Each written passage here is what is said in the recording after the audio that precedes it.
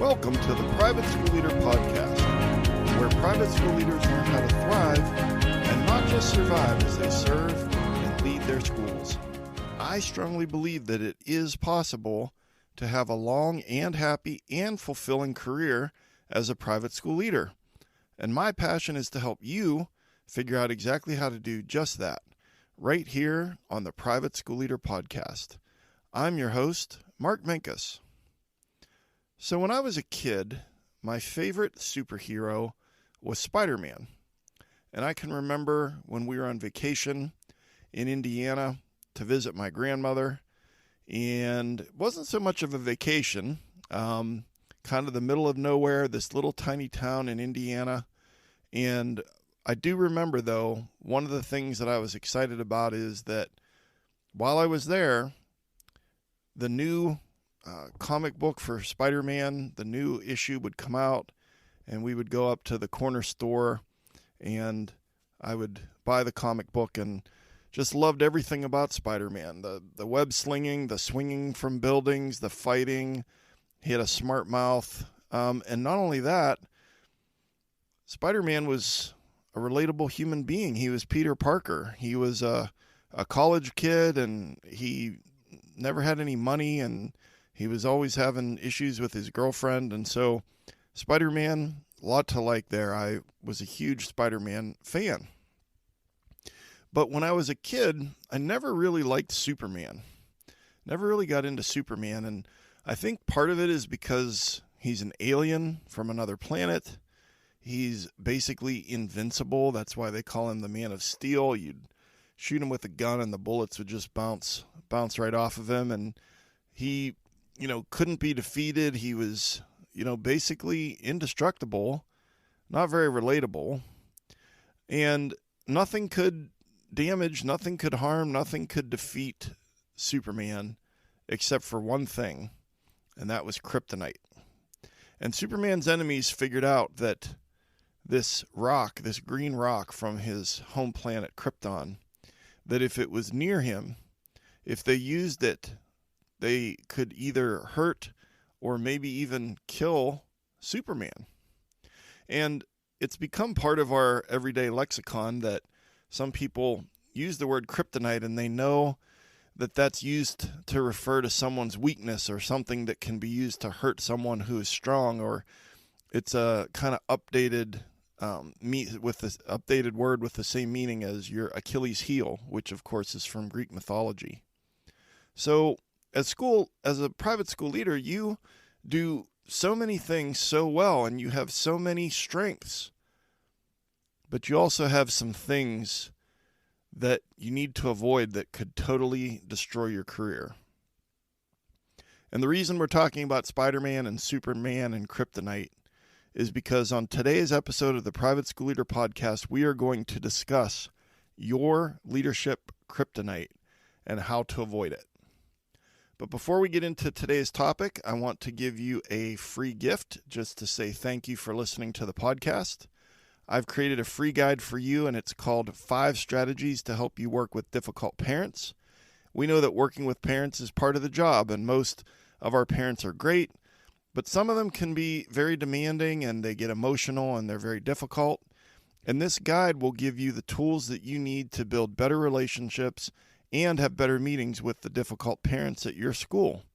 And so you can go over to theprivateschoolleader.com/parents to grab that guide, and thank you again for listening every week. And I'd like to ask you for a favor. I just would love it if you would please share the podcast with 2 people. One would be a current school leader in your life, whether they're at your school or someone you met at a conference or just someone you know through an affinity group. And then the other would be an aspiring leader at your school. And the podcast is now in 50 countries. It has over 50,000 downloads.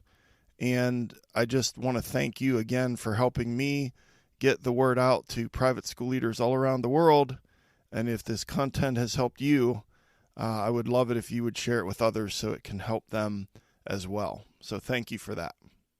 All right, so we're talking about Superman and how kryptonite is the only thing that can make him weak, the only thing that can defeat him, the only thing that can destroy Superman. And I want to talk about your leadership kryptonite. This is something that could, in time, end your career as a private school leader, and it needs to be avoided at all costs. And so your leadership kryptonite, 3 things. Number 1, lack of integrity.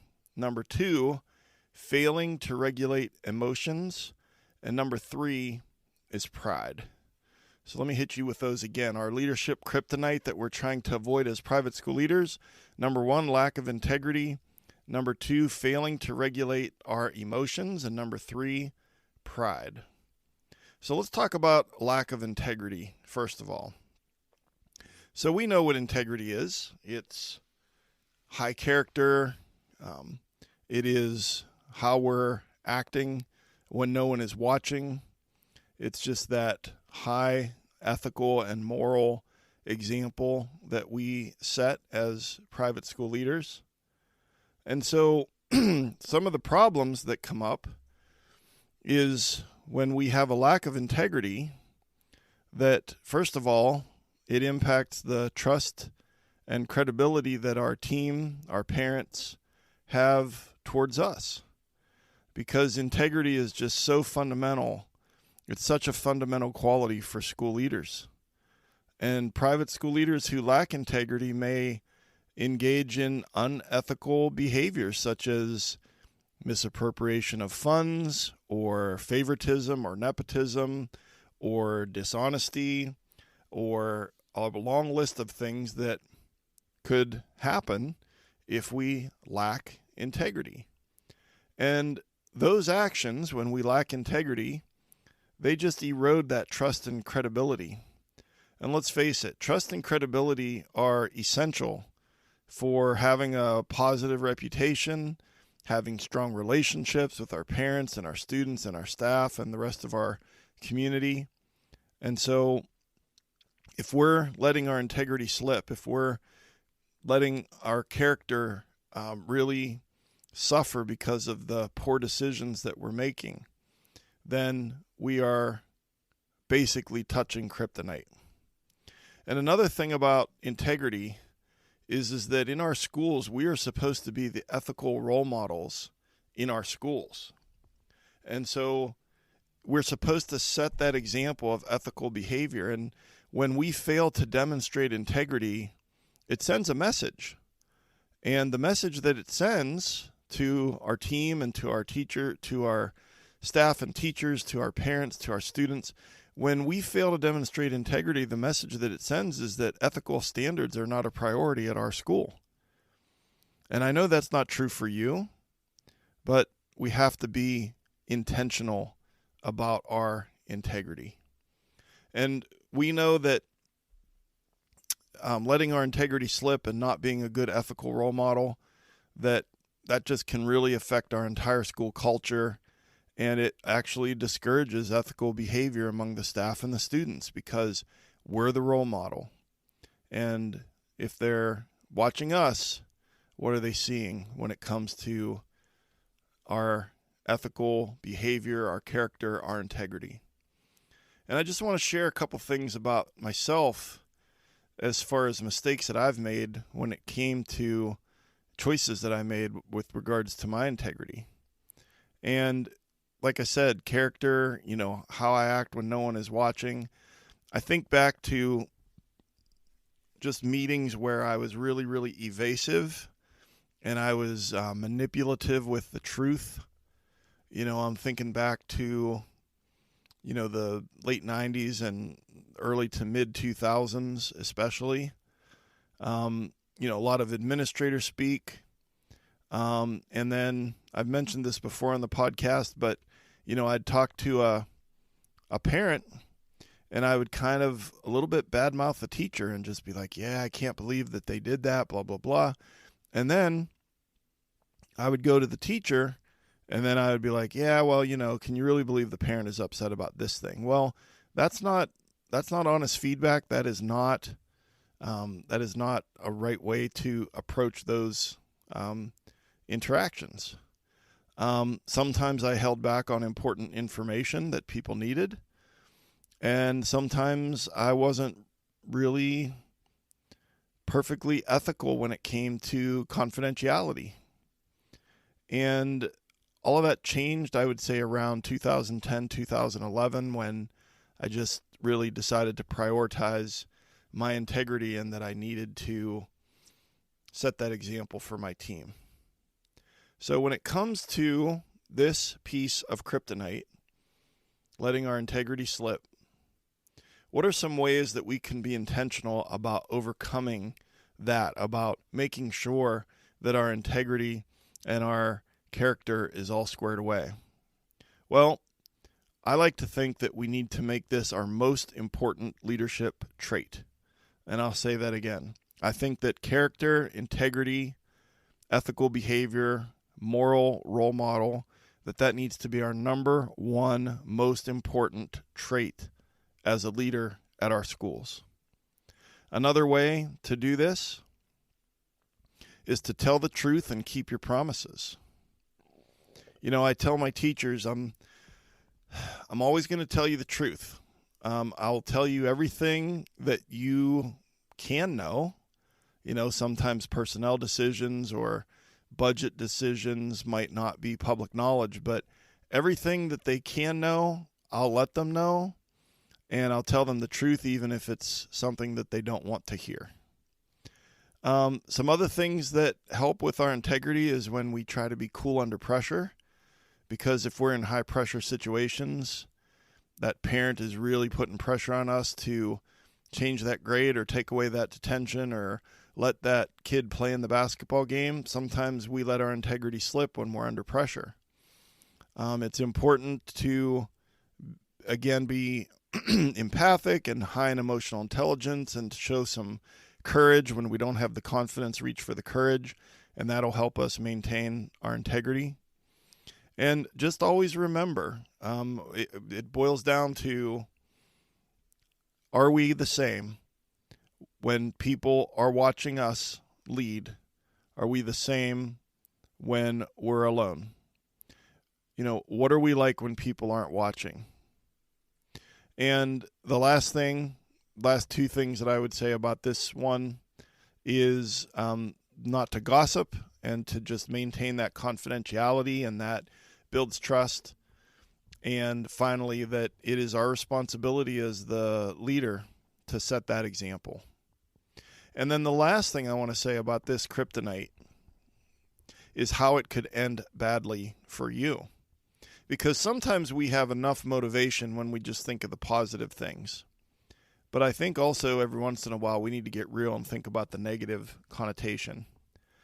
You let your integrity slip, and that's something that could end badly for you. Lack of trust among your team. You could get fired for certain things. That could be mismanagement of funds or withholding information, lying, just confidentiality issues, a lawsuit involving, financial mismanagement or dishonesty as far as the reporting of things. And I just want you to remember that sometimes it is a motivator to think about the negative more than just focusing on the positive. So our piece of kryptonite number one that we are going to avoid is letting our integrity slip. All right. Piece of kryptonite number two, failing to regulate our emotions. And I want to read a quote from a blog in Forbes magazine. I'll link it in the show notes at theprivateschoolleader.com/episode 58. And it says, quote, reason and emotional intelligence in a world of raw emotion are the only antidotes to this form of kryptonite. So again, they're talking about failure to regulate emotions, and it says, quote, reason and emotional intelligence in a world of raw emotion are the only antidotes to this form of kryptonite. And that's hard when When we're living in our emotions, when we're in our feelings, it's very hard to be logical. It's very hard to to use reason and emotional intelligence. But there are some things that are byproducts of failing to regulate our emotions. And this can end badly for you at your school or in your career. And we'll get to that in a moment. But just think about this from an emotional instability standpoint. Effective leadership, and this is supported by a lot of research of what teachers, what team members are looking for in any organization really, is that effective leadership requires the ability to remain composed and make rational decisions, especially in high-stress situations.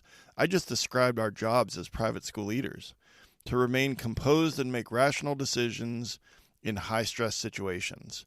And the problem is that if we struggle with regulating our emotions, we may respond impulsively. We may make poor decisions that we wish we could take back. We may show frustration, and in appropriate ways. We may yell and get, inappropriate when it comes to verbal exchanges. We might be in a meeting and just feeling a lot of emotions, and then we just have terrible body language. Maybe we don't actually have to say anything, but we're clearly showing that we're not regulating our emotions.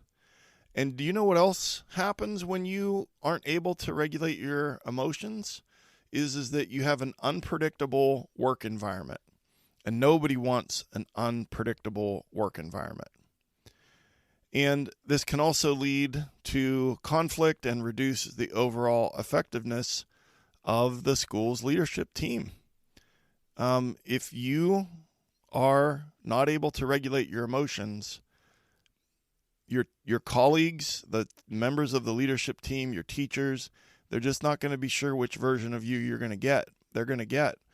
And that causes stress for everyone around you. And so I also want to talk about how some people will just say, well, that's just me. That's just how I am. I have a short fuse. You know that about me. I have a temper. I sometimes I blow my stack. Well, here's the problem. As private school leaders, we don't get that luxury anymore. We don't get the luxury of having a temper and losing our temper. And you say, well, wait a second, Mark, I thought you said we were human beings and not robots. You said that on the recent episode. That's true. But as leaders, we need to earn our Academy Award every day. And that what's going on the inside can't be revealed on the outside when we're at work. There are other places and other times where we can let it out, where we can, yell, we can go for a walk, we can do mindfulness, whatever it is. But in those meetings, in those interactions, when we want to just lose our temper and just lose it and start screaming at somebody, we can't. We don't have that luxury as leaders. And so outbursts of anger or hostility can be very emotionally distressing for those on the receiving end. I have a teacher and in her first year, and the boss that she had for the 8 or 9 years prior to coming to our school, never met him, but based on everything that I've learned and my interactions with this new teacher, this boss had very unpredictable moods and had a temper. And it's taken a while for this teacher to realize that the culture is different at our school and that I'm different from that. And it's not that I don't ever, that I'm not, ever have those feelings or ever want to just lash out, but we have to just keep that inside and find other ways to let it out. And, this working environment that we want to create, we don't want it to be stressful and unhealthy for our team. We want to keep in mind the well-being and the morale of the school community. And not only that, when it comes to regulating your emotions, you're modeling behavior for how it is acceptable for your team members to act when they're in meetings or when they're interacting with kids or when they're interacting with parents. And so if you're losing it from time to time, then you're basically giving them permission to lose it from time to time. And so what does that lead to? Well, it leads to staff turnover. Sometimes it leads to a toxic work environment. For you, it could lead to high blood pressure and heart disease and other physical problems and possibly mental health issues. And it also can lead to relationship problems in your personal life. And so this might be something that you struggle with. But how do we overcome that? All right, a couple of things. First of all, we need to, I talked about how, the number one thing is to prioritize integrity. Well, we also need to prioritize having a predictable mood, because your teams, your people, they deserve this. Because the least favorite game show in the world to play is Guess My Mood. And please don't make your teachers play that game. We need to increase our self-awareness. We need to increase our self-regulation.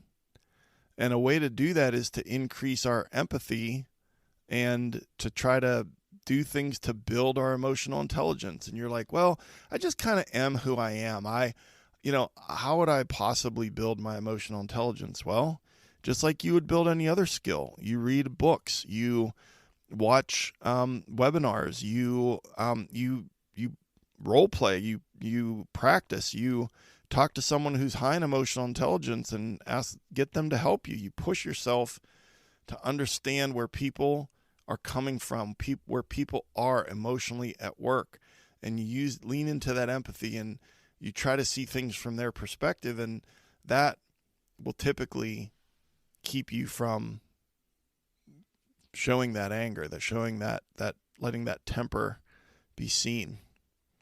And you push yourself and your teams to become stronger at understanding how people react emotionally and how you react and respond emotionally. And again, I'll just come back to it full circle. If I had to just pick two things to help you with regulating your emotions, it would be empathy and self-control. And so I hate to end on a negative with this piece of kryptonite, failure to regulate emotions, but I'm going to, because I want to talk to you about how it could end badly for you if you can't avoid this kryptonite, if you can't regulate your emotions. Well, first of all, everyone's going to avoid you, and they're not going to want to collaborate with you or talk to you when they have problems because they don't know what kind of mood they're going to get and they don't want to interact with you. And that's going to affect your school tremendously. You could be fired because of the number of complaints that happen from teachers or from parents about how you acted inappropriately in a meeting and how you were impulsive, how you lost your temper, how you yelled, things of that nature. And then you could also be having your school face lawsuits because of impulsive decisions to fire an employee or to expel a student. So again, I hate to shine a spotlight on the negative, but every once in a while, it's important to see how this could end if we don't regulate our emotions. So piece of kryptonite number 1, letting our integrity slip. Piece of kryptonite number 2 that we're going to avoid is failure to regulate emotions. And last but not least, piece of kryptonite number 3 is pride. And what goes hand in hand with pride is our ego. So if we have a lot of pride and we have a big ego, we're going to have some problems. And one of those is resistance to change. When we have a lot of pride, it often makes it difficult for us to embrace change. And change is essential in education to adapt to evolving needs and best practices. And, we went through COVID and we just changed our schools tremendously. And now, you're dealing with AI and a lot of things that are continuing to emerge with DEIB and just all kinds of things that change is the one constant in our private schools. And if we think we know it all and we we have a big ego and we're arrogant and we're conceited and we lead with pride, we're going to be resistant to that change because we think that the way that we do it is the right way and everyone else is wrong. So another problem that comes from pride and a big ego is lack of accountability, because pride and ego can prevent leaders from taking responsibility for their mistakes or their shortcomings. And let's face it, we all make mistakes. And this lack of accountability can definitely erode trust within your school. And typically leaders with a big ego, with pride as a problem, will not apologize when they mess up. And this used to be me. When I was an insecure younger leader, there were throw pride and ego, but throw a heavy dose of imposter syndrome in there. And I didn't ever want to apologize. I didn't ever want to admit that I was making a mistake because I didn't want to show weakness. But now I try to be authentic, and if I mess up, I apologize, and I just try to be sincere, and I try to work really hard to make sure that whatever I did won't happen again. And so when we have a big ego, when we have a lot of pride, when we're conceited or arrogant, any of those words, typically there's a lack of accountability. Another problem with having pride and a big ego is we create a toxic work environment. And an overly ego-driven leader might create a toxic work environment by seeking personal validation and fostering a lot of competition and discouraging open communication and teamwork. And then there's just a lot of these weird, conversations after the meeting and before the meeting, and there's some insecurity there, and just, again, it's toxic, and we just want to be authentic and open and honest and lots of integrity, and to try not to have our ego be the thing that's driving the bus. And then the final thing that I was thinking about with regards to a leader that's driven by pride and ego is resisting feedback and input. And, sometimes, egomaniac leaders or egotistical leaders, they resist that feedback because they believe that they already know what's best for their school. And we've always done it this way. And, well, why do I need that input? And they're not open to it. They don't want to know what people think.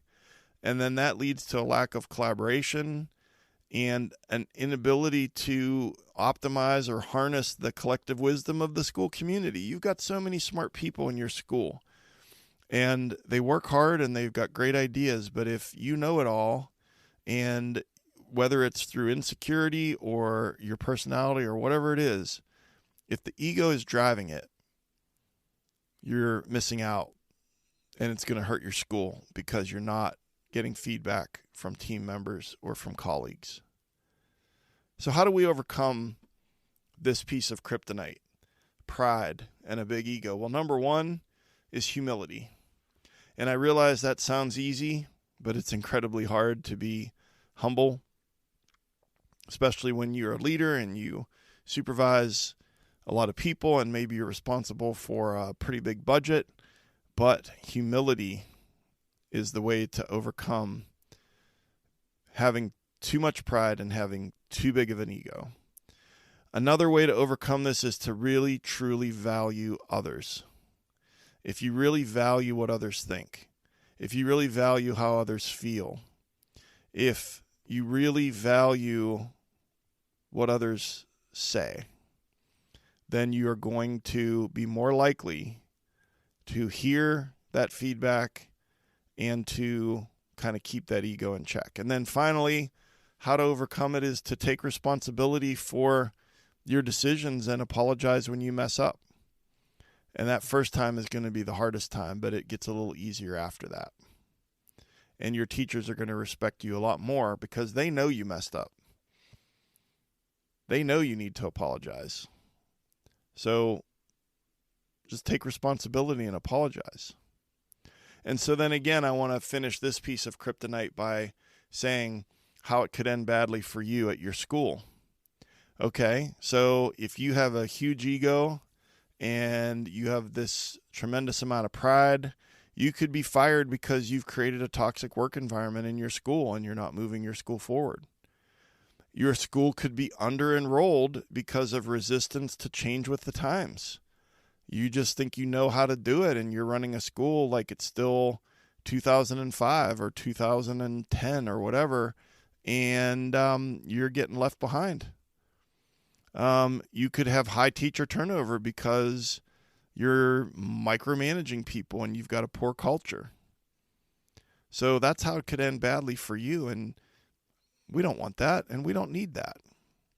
And so our big takeaways from today's episode are that Superman, he had pretty much an indestructible set of superpowers. But there was one thing that could take him down, and that was kryptonite. And so our 3 pieces of kryptonite are, number 1, lack of integrity. The problem is a lack of trust because of the lack of integrity that we have, and the solution is to tell the truth and keep your promises. Piece of kryptonite number 2 is failing to regulate our emotions. The problem is a toxic work culture and having people play the game show Guess My Mood, and the solution is self-control and empathy. And then the 3rd piece of kryptonite is pride and a big ego, and that leads to toxic workplace, micromanagement, won't take responsibility, won't apologize, and the solution is humility and apologize when you mess up. And I like to end each episode with a call to action. I would ask you to identify which of these 3 pieces of kryptonite are the most problematic for you, and then take about 15 minutes this week to think about, how can I be intentional about improving my behavior in this area? So there's your call to action. So let's wrap it up. I want to give you another free gift. I've created a resource for you called The 6 Things That Every Private School Teacher Wants from Their Leader. This guide is a 6-page PDF that can be a game changer for you. And I guarantee you that if you do these 6 things, your teachers at your school will be happy to follow you. And you can get your free guide by going to theprivateschoolleader.com/guide. And if you're getting value from the podcast, I'd love to hear from you. My email address is mark.o.minkus@gmail.com. That's mark.o.minkus@gmail.com. And just let me know if you are using a new strategy at your school that you learned on a podcast episode, or what's your biggest pain point right now. And maybe I can do an upcoming episode on that pain point. Please subscribe so that you never miss an episode. The show notes for today's episode are at theprivateschoolleader.com/episode 58. A new episode comes out every week on Apple and Spotify and YouTube and wherever you get podcasts. And if you could please write a review and rate the podcast, that helps the algorithm push it out as suggested content to private school leaders all over the world. I'm on Instagram at The Private School Leader and on Twitter at The PS Leader.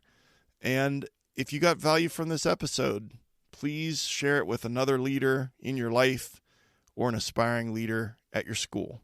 And I've been your host, Mark Minkus. I want to say I appreciate you so much and all the amazing hard work that you're doing at your school. Thank you so much for taking some of your precious time to join me here today. And I will see you next time right here on the Private School Leader Podcast. And until then, always remember to serve first, lead second, and make a difference.